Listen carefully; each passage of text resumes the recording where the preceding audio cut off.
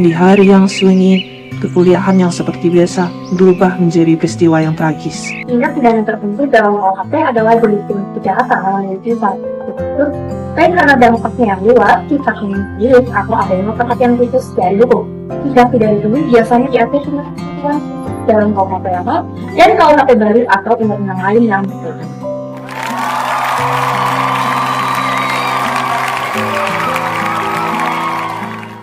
Kenapa? Lebih lembut. Kita yang disukai dosen itu? Iya, yang sering dibanding-banding sama kita. Males banget deh. Hampir harus.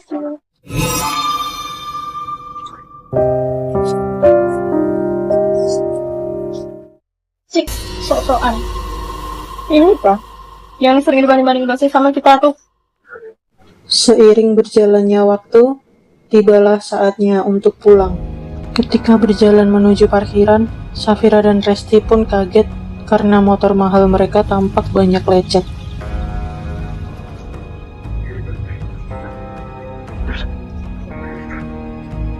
Loh, motor kita! Ah, siapa sih yang ngelakuin ini? Seneng banget. Tenang, Fir, kita cek CCTV.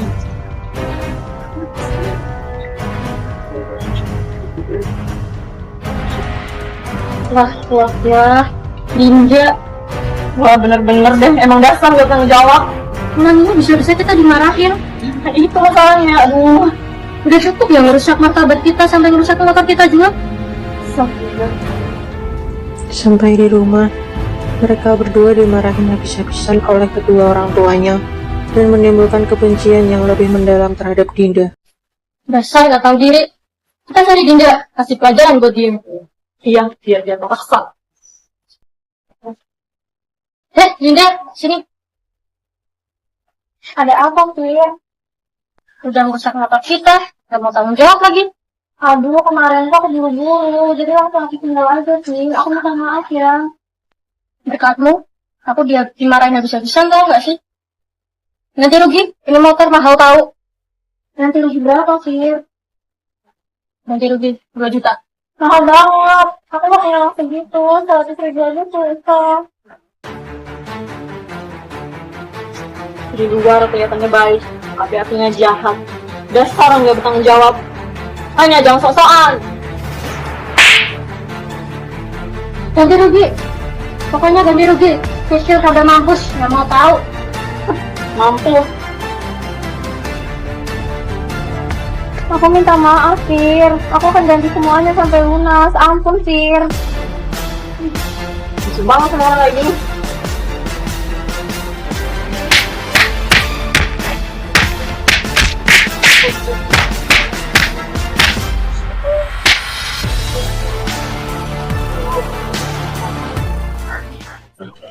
Keesokan harinya,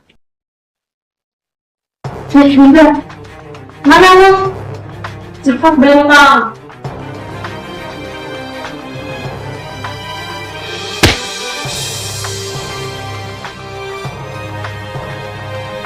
Dinda kesakitan dan menangis.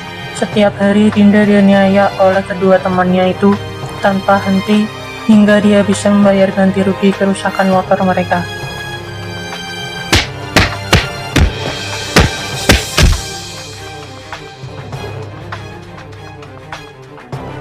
Hingga suatu hari, saat Dinda dianiaya kembali, Dinda melawan balik hingga memukul kedua pelaku tersebut.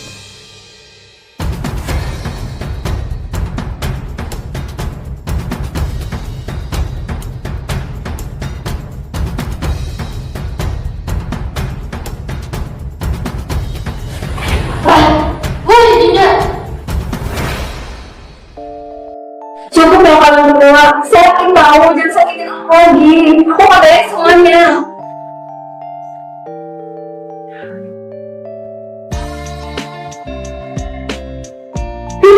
Gue di dalam. Cuma untuk ngomongin kamu.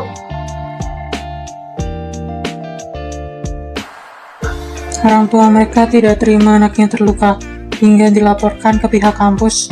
Dinda dan orang tuanya berusaha melawan, namun suara mereka tidak didengar karena kurangnya bukti dan pengaruh kekuasaan orang tua Safira dan Resti. Resti, si Dinda diskon 1 bulan. Salah siapa berani minum kita? Kita rayakan kebebasan kita. Sebelum kita beli Dinda lagi. Sampai jumpa 1 bulan lagi. Yeay. Mereka pun menjalani kehidupan perkuliahan seperti biasa. 1 bulan kemudian, Terima kasih. Munafik. Halo, Dinda. Apa kabar?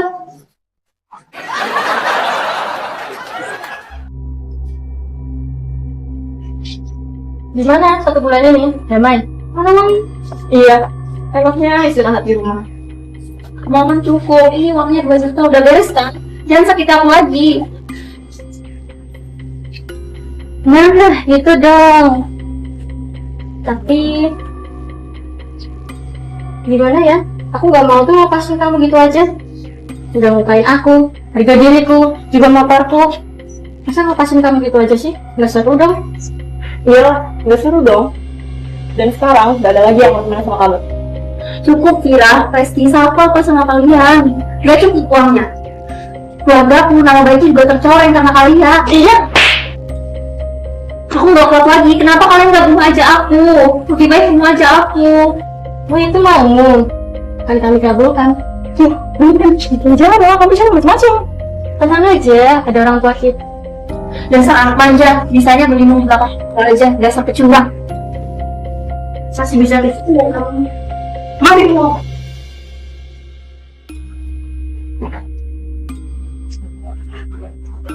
Dinda tergeletak tak berdaya.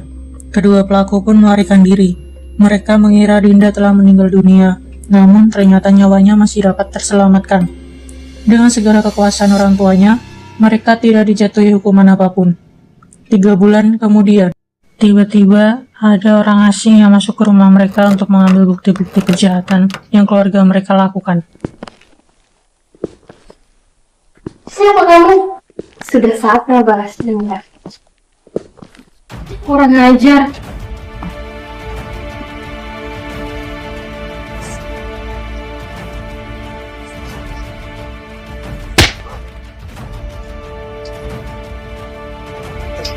Akhirnya. Sebenarnya siapa sih? Misalnya saat orang tua kita lagi keluar, dia datang. Kita ke rumah sakit. Orang asing itu pun pergi dan menyerahkan bukti tersebut ke polisi. Besoknya, Aduh, orang itu lagi.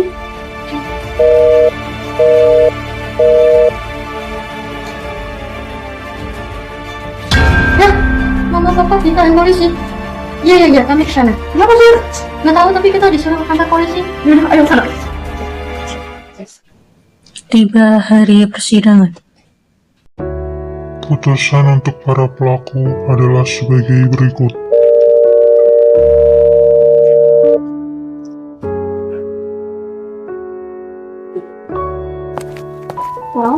Selamat. Dinda? Hai sayangku.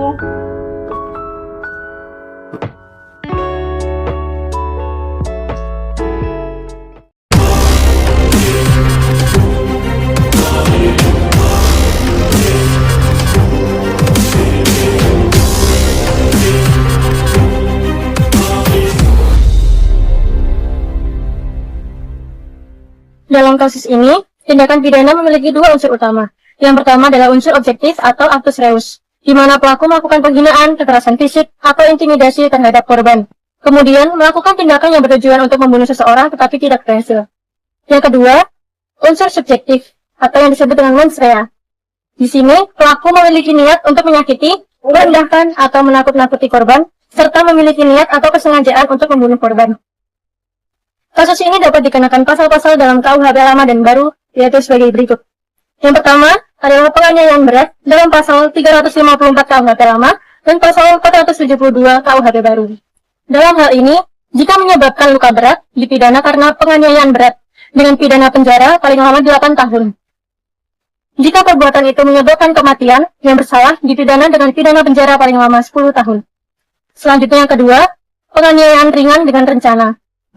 Dalam pasal 352 KUHP tentang penganiayaan ringan, junto pasal 55 dan pasal 56 KUHP tentang penyertaan pidana. dalam KUHP baru yaitu pasal 471, junto pasal 20 dan pasal 21 KUHP baru. Di sini, penganiayaan ringan diancam dengan pidana penjara paling lama 3 bulan atau pidana denda paling banyak Rp4.500. Jika dilakukan dengan rencana, dapat dikenakan pemberatan hukuman. Selanjutnya, 3. Luka berat. Pasal 90 KUHP dan pasal 195 KUHP baru. Jatuh sakit atau mendapat luka yang tidak dapat diharapkan akan sembuh sempurna atau menimbulkan bahaya maut, kemudian tidak mampu terus-menerus untuk menjalankan tugas jabatan atau pekerjaan, kehilangan salah satu panca indera, mendapat cacat berat, menderita sakit lumpuh, terganggunya daya pikir selama 4 minggu atau lebih, gugurnya atau matinya kandungan seorang perempuan. Kemudian yang keempat ada percobaan pembunuhan dengan rencana, pasal 340 KUHP junto pasal 53 KUHP, percobaan pidana dan pasal 459 junto pasal 15 KUHP baru. Pembunuhan dengan rencana diancam dengan pidana mati atau pidana penjara seumur hidup atau selama waktu tertentu, paling lama 20 tahun. Kemudian, percobaan pembunuhan dengan rencana diancam dengan pidana yang lebih ringan daripada pidana yang diancamkan untuk pembunuhan dengan rencana itu sendiri. Baik, selanjutnya pasal menutupi kejahatan, yaitu pasal 221 KUHP lama, ayat pertama, barang siapa dengan sengaja menyembunyikan orang yang melakukan kejahatan atau membantu menghindarkannya dari penyelidikan dan penangkapan, diancam dengan pidana penjara paling lama 9 bulan atau denda. Ayat 2, jika pelakunya adalah pejabat yang menyalahgunakan wewenangnya untuk membantu pelaku kejahatan, maka ancaman pidananya lebih berat, yaitu penjara paling lama 4 tahun. Yang selanjutnya, pasal 281 KUHP baru, setiap orang yang menghalang-halangi, mengintimidasi, atau memengaruhi pejabat yang melaksanakan tugas penyidikan, penuntutan, pemeriksaan di sidang pengadilan, atau putusan pengadilan, dengan maksud untuk memaks atau membujuknya, agar melakukan atau tidak melakukan tugasnya dipidana dengan pidana penjara paling lama 7 tahun, 6 bulan, atau pidana denda paling banyak kategori 6. Yang keenam, penyalahgunaan kekuasaan, yaitu dalam pasal 421 KUHP dan pasal 511. Bunyinya, pegawai negeri yang menyalahgunakan kekuasaan memaksa seseorang untuk melakukan, tidak melakukan, atau membiarkan sesuatu diancam dengan pidana penjara paling lama 2 tahun 8 bulan. Keadilan mungkin tertunda, tetapi tak pernah batal. Setiap kejahatan meninggalkan jejak, dan hukum selalu menemukan jalannya. Menghindari kejahatan bukan sekadar pilihan moral, tapi perlindungan dari jerat hukum yang tak mengenal kompromi. Hukum adalah cermin kebenaran. Siapa yang bermain dengan kejahatan, pada akhirnya akan melihat bayangannya sendiri di meja hijab.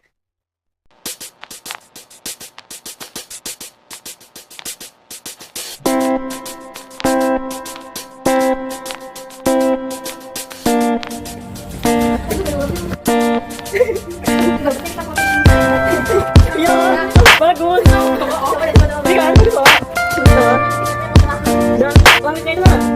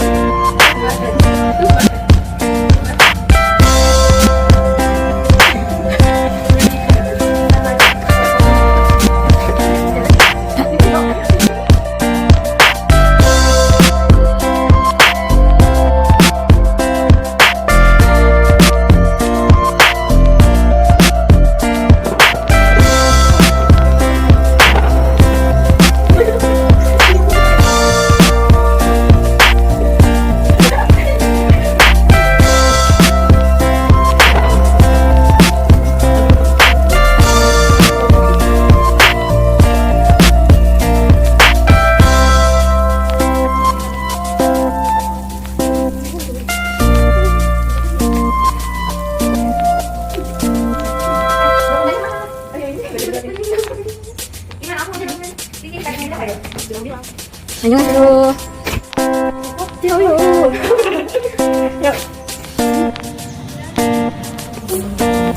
Ini kita jangan minum pura-pura.